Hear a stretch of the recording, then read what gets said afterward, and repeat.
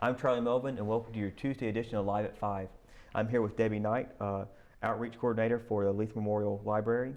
Hey Charlie, how are you? Doing well. And so we're going to talk to you about, you're going to talk to us about Summer reading. Yeah, summer reading program. Yes, and summer reading this year is going to look totally different than in the past, and it saddens my heart because my favorite part of my job is summer reading, and everybody goes like, you're a crazy woman, and I said, yeah, most of the time I am, but I love children. I love large groups of children. I love the smiles and the happiness on their face when they see something they've never seen for the first time in their life. And it's like when you see a group of children, you got 800 children, and somebody brings out a sea turtle, and they've never had that experience of seeing a sea turtle up close and personal. That is the best feeling in the world. And so in the past, for summer reading, we have been everywhere from the actual Leath building to the co-auditorium back to the Leath. I mean, we have been all over this county doing summer reading because at one time we had 8,000 to 1,000 children that would attend our summer readings. So when our numbers grew so much, we had to move to the co-auditorium. And with Joey Bennett's help and Cole Foundation and everything, we were able to do that free of charge. And so at that time, a couple of years ago, we had 8,000 to 1,000 people every week at the co-auditorium for summer reading. So then we decided our numbers were so huge, and we thought we need to figure out how to do more programs instead of once a week, do multi-programs and bring it back to the library and scale the numbers down, but yet do the same amount of children, but in 3 times a week.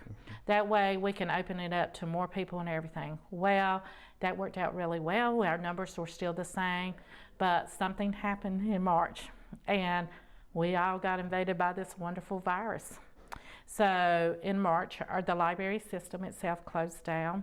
We were really sad because I knew I had already, in fact, in January, had booked all the performers for summer reading this year. We had summer reading by the end of January. We had it all planned out. We had all these performers coming. We actually increased from doing 8 weeks to doing the week after school stopped to the week before school started. We had incorporated 2 more weeks of summer reading.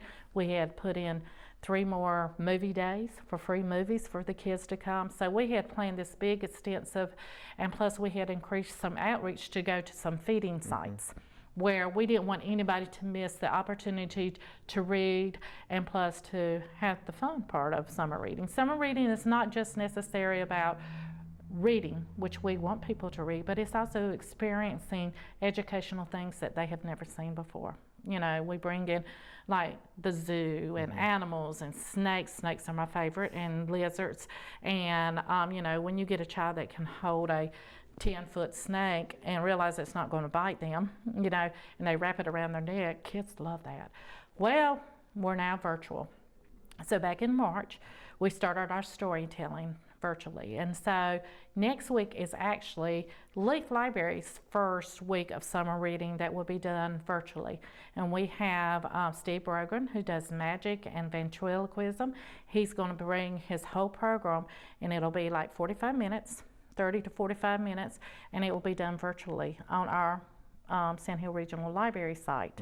And actually the kids, parents, it will be there permanently. So if you can't watch it at 10 o'clock on next month, you know, on the 22nd on Monday, anytime during that day, it'll be available for you to watch, or at nighttime for bedtime or whatever. But we did something different this year. As a Sand Hill Regional Library system, which is Richmond County is part of a 5-region system, which involves Anson, Hope, Montgomery, Moore, and us, Richmond. We collaborated this year because we all were struggling with trying to figure out how we're going to bring fun and entertainment to our kids. And so we came up with an idea that as a region, we would collaborate and bring all our summer reading programs to the Sand Hill Regional site, our YouTube page for all the counties would be on that site. So on Monday, there will be a program for you to turn in to for your kids. Tuesday, there'll be like Anson. You know, every day there is a separate program of educational or whatever, craft making or whatever, that you can turn into our SRLS info page, our YouTube page, and our Sand Hill Regional a YouTube page and watch those programs free of charge, you know. What is the name of that page so they can visit? It's actually, if you go to our webpage, which is srls.info, there is a big thing that says click here for summer reading. Okay. And it's with 2 clicks, you can go to every program of Sand Hill Regional Library. So you click on it and it takes you to that program, and then you can stroll down, and any program that you happen to miss, you can click on it and see it free too. So like tomorrow, Anson County I think it's Anson or more, has the North Carolina Zoo that's going to be doing a virtual program on our page. So, I mean, it's really cool things. In fact, if you go to that website, srls.info, it gives you a list of all the counties and all their programs and their times, their dates, and when it's happening. So, I mean, it's an easy click. Now, kids get excited over prizes, Charlie. I mean, that's how we entice kids to read during summer, is prizes. So we have a thing on our website, the same website, that's called Read Square. And so on that Read Square, you'll put your name in. You put either your library card, if you have one, or if you don't, you use your parents' email address, and you register your points or your minutes for reading. We don't do books anymore, like, because not everybody reads at the same level, or they can read the same amount of books. So we do minutes. So if you read, 5 minutes today, you log that 5 minutes. So if you read 10 minutes the night, you go back in and read, log all your minutes. When you get 100 minutes, you get a badge, and it'll tell you have earned 1 badge. And you can work during the summer, you can earn up to 10 badges. And at the end of summer, which is, you can read through August the 31st, the first week in September, we will pull those names that have read. And if you read, let's say you only read 1 book, you only read 100 minutes, you have a certain prize for that. But if you read up to the 1,000, you actually get 10 prizes, a book bag, and if you read up to those 1,000 points, your name is going to be entered into a major drawing for gift cards up to $50. There's going to be several for $50 and some for $25. And then Sand Hill Regional Library System itself, anybody that reads, they put all the names into a bowl, and they draw out, based on age, several names, and they give like a Kindle. They give away gift cards, they give away bicycles. So, I mean, there is incentives for kids to read this year. And we're hoping, since we're not open, that kids will figure out a way to read. We have tons of books that are ebooks. We have tons of books that all you need is your library card. And if you don't have a library card, you can get an e-card, which is on that same site. We've made everything user-friendly. You go to the site, and it said e-card. You click on it and you'll get e-card that will be approved within 24 hours. So you can do magazines with the e-cards or your library cards. You can do books, you can listen to audio books, all the resources that we have that are available through virtual. And plus, there's a kids resources. It says kids resources. There's kids games on it that is free. I mean, there's tons of stuff that we have made available because of what is happening, that we're having to social distance. Plus, one of the main things we have, like we were talking about, is our free library outside of the library. So when you pull up to the front circle of the library, there is, on the right-hand side, there is a section that I call for the adults. There's a group of paperback books, and there's hardback books for the adults. Then when you look to the left, there is this neat box that we have painted black. It actually looks like a paper box, because that's what it used to. In fact, I think it was a daily journal box once upon a time. We have painted it black and put all kinds of characters and stuff on the front side of it. Well, when you open it up, it's our kids resource box. So in that kids resource box is books, free books for every kid. There'll be books in there.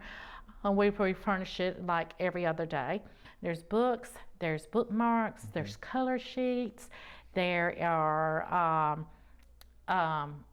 we put out 50 craft packages every week, and that doesn't have to do with summer reading. We've been doing this since March, that we just make craft sheets, craft things available for kids. I mean, it's simple crafts that you don't have to, I mean, they're already cut out, all you got to do basically is cut and color and glue. We've already cut them. Like today, we have spent part of the day cutting out dragons.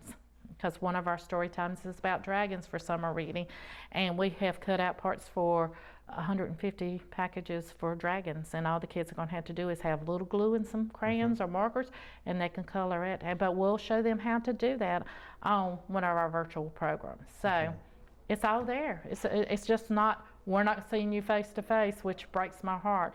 But hopefully on Monday we will start curb service.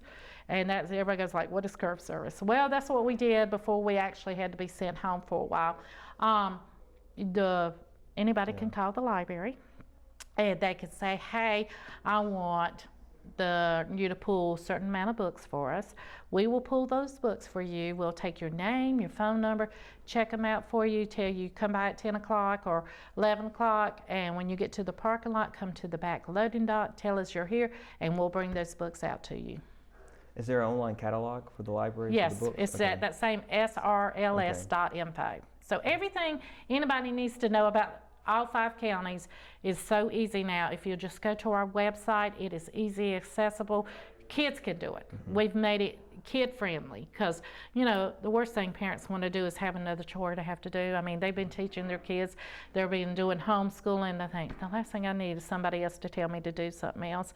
You put your kid on that SRLS website, they can find their way around it. It's just click, click, click, and it's so easy. Anybody can do it. So one last question. When are you reopening, and what's it going to look like when you reopen? Well, it's going to be different for sure. We have not got a reopening date. Today is the first day all of us been back in the building as a staff. We have been what they called team working, which is 2 days a week, like me and Shannon would work Monday and Tuesday, and 2 other people would work Wednesday and Thursday, and then we all work from home on Friday. And part of that reason was with the county was that when we were in stage 1, that if me and Shannon got sick, we didn't need to make everybody else sick. So if I got sick by some chance with the virus, then we know the only person that had been in contact with me would have been Shannon as a work partner. And then the same with Nicole and Peggy. So we knew that if one of us happened to contact the virus, then we were not infesting everybody. But when you return to the library, and we want people to be very aware of this, the furniture has been changed. There is no actually setting chairs because of social distancing. We have things on the floor that says stand here when you check out. We're not sure exactly how we're going to let people, how many people we're going to let in, but when you come in, we're going to, you probably have to have a mask to get service. And that's not just for our protection, it's for your protection, the patrons' protection. We want everybody safe when we return back. I don't know exactly when we'll be back open to public.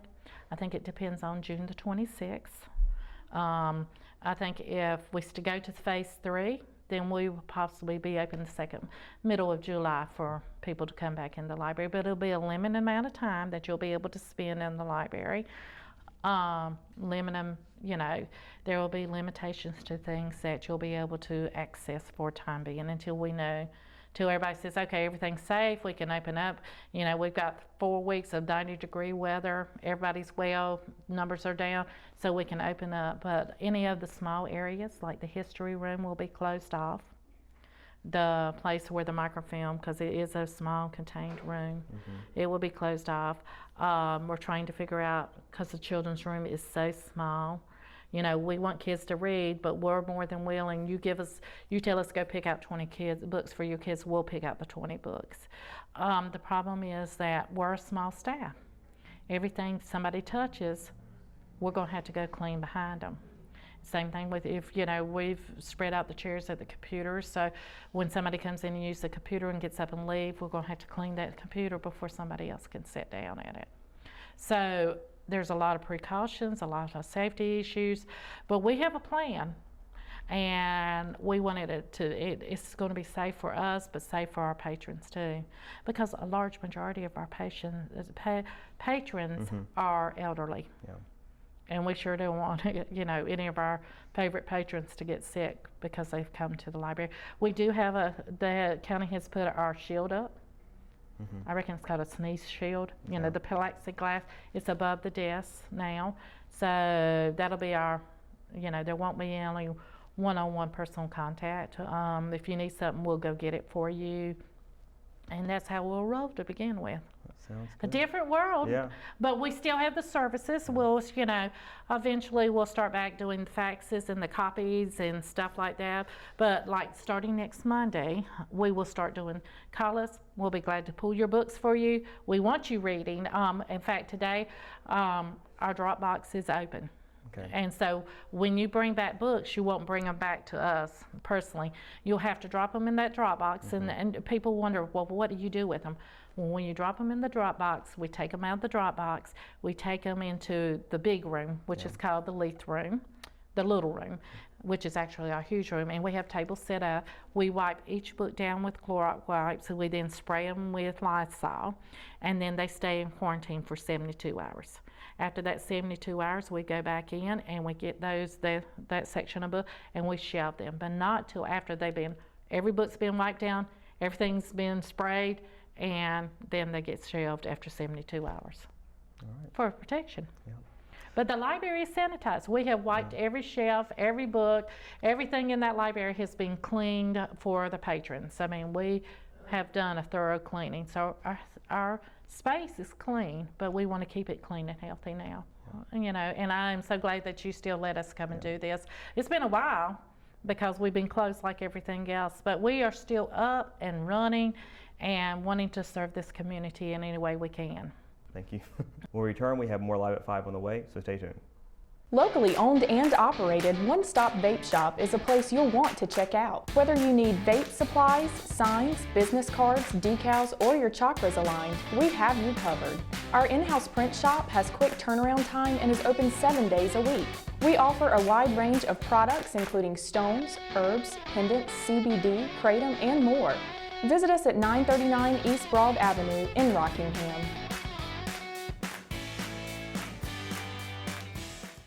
She gets her soccer skills from her mom, her sense of humor from her dad, and her drugs from her home medicine cabinet. Over half of misused medication comes from family and friends. Talk to your children about the dangers of prescription drug misuse. Secure your medication, take regular inventory to ensure nothing is missing, and properly dispose of expired or unused medication. Be aware. Don't share. Lock your meds.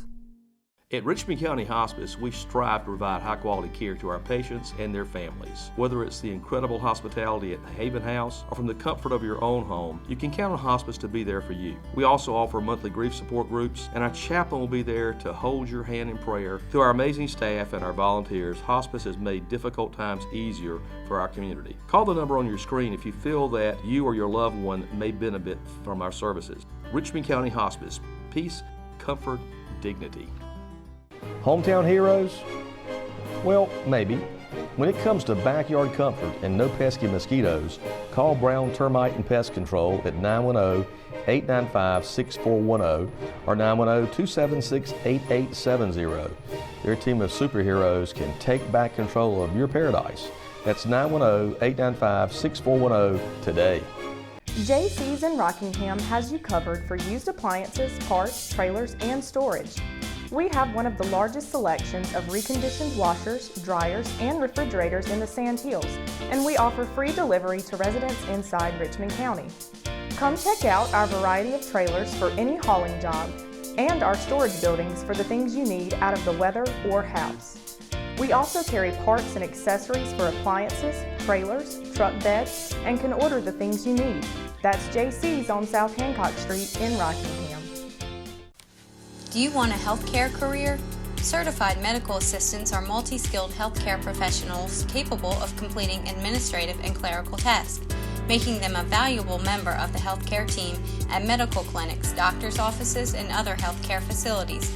According to the U.S. Bureau of Labor Statistics, the employment of medical assistants is projected to grow 23% over the next 8 years, much faster than the national average. At Richmond Community College, our medical assisting students are trained in our cutting-edge Simulation Learning Center, giving them hands-on experience with high-fidelity mannequins that simulate real-life patient interaction. In addition to clinical skills, our students also receive instruction in scheduling appointments, coding, processing insurance accounts, billing, collections, and medical transcription. Complete the medical assisting program in just 2 years and start your lifelong career today. Visit www.richmondcc.edu to learn more about enrolling in the medical assisting program at Richmond Community College or call 910-410-1700. McNair Auto Sales is the place to buy your pre-owned car, truck, or van. To be the best, it takes big selection, friendly staff, and great pricing. We guarantee a no-hassle buying experience, and financing is available right on site. So come see us today. We're located at 1026 East Broad Avenue in Rockingham. And remember, with over 40 years of experience, you know McNair is the name you can trust.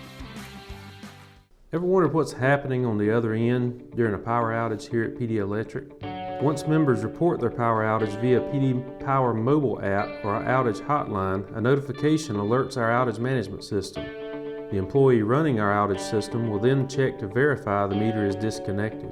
Our linemen make sure their trucks have the necessary equipment, safety gear, and meet all NCDOT requirements before heading out to the outage. Once arriving in the area where the outage is reported, crews hold a tailgate meeting to review all safety procedures. After this is done, equipment is tested to ensure it works properly and safely. During an outage situation, PD Electric's #1 goal is to restore power as quickly and as safely as possible. We appreciate our members for their patience and encourage them to follow along during an outage on our real-time outage viewer, as well as updates on our Facebook, Twitter, and Instagram pages. Your Live at 5 weather report is brought to you by RO Yellow, Richmond County's new online business directory. Happy Tuesday, everybody. Hope you're having a great day today. Has been once again another chilly and kind of a dreary day today. Definitely not your typical June weather going on outside. And some of that rain will continue on tonight. We're taking a look at tonight's forecast. 7 o'clock, 61 degrees with a 30% chance of precipitation. And then at 9 o'clock, we're seeing 60-degree weather with some foggy going on outside. So be mindful of the fog. It could very well be out there tonight. Definitely run your headlights when you're driving out there on the road. Sunset will be at 8:35 p.m. and there will be a waning crescent moon phase.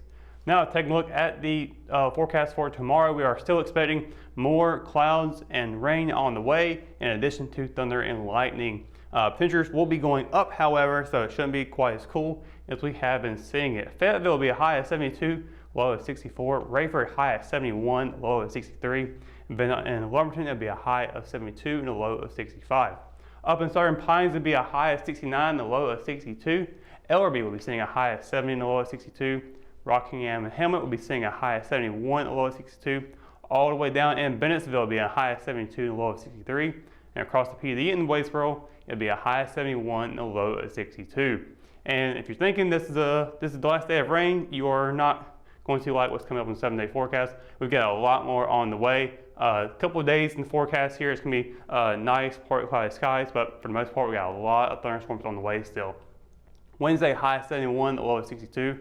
Thursday, more thunderstorms on the way, high of 79, low of 67. Friday, high of 83 with a low of 68, also with 70% chance of precipitation. And then on Saturday, it'll be a high of 82 with a low of 68 with more thunderstorms on the way. Sunday, we are looking at partly cloudy skies, so the entire weekend won't be completely ruined by rain. It'll be a high of 87 and a low of 63. But Monday, we're getting a 40% chance of precipitation, only in the afternoon, none in the evening. High of 89, a low of 74. And then lastly, Tuesday will be partly cloudy skies with a high of 87 and a low of 73. So once again, lots of rain still on the way. We're not done with it just yet, but the good news is temperatures are going to be going back up. So it shouldn't be too bad at all moving forward. And again, Sunday is looking pretty nice, and as well as next Tuesday. So be on the lookout for those days if you're tired of all the rain. So that's going to do it for tonight's edition of Live at 5. Of course, for the latest news, sports, and events happening in Richmond County, you can always visit richmondobserver.com, or you can download the free RO app for your mobile devices. For the Live at 5 crew, I'm Russell Parker. Thanks for watching, and we'll see you tomorrow. Good night, Richmond County.